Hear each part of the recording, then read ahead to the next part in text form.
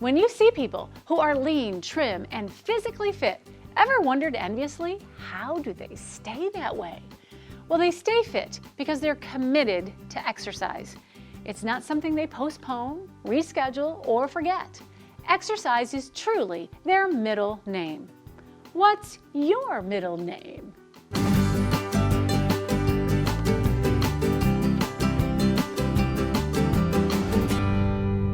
My niece came to visit me for the weekend, a 3-day weekend at our home in the summertime.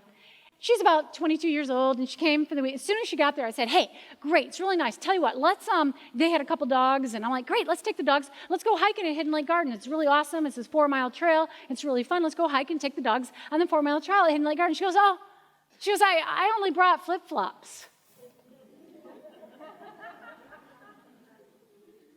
I said, wait a second, you came for the entire weekend, and you didn't bring your tennis shoes? She goes, no, I didn't think of it. You didn't think of it? What's up with that? Is exercise her middle name? No, it's not. And I would never leave the house for an overnight, let alone a whole weekend, without taking my tennis shoes. How about you? You would take those with you because you know you're going to do you've got to. Here's the thing, if you said, I guess I never thought about it before, exercise isn't your middle name. And if you're like, of course I would take my fitness shoes with me, then exercise is your middle name.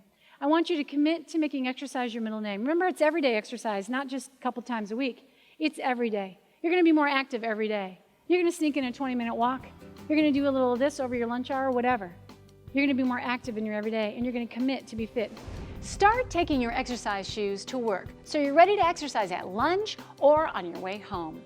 Pack workout clothes for every trip and plan your daily and weekly schedule with exercise as a top priority.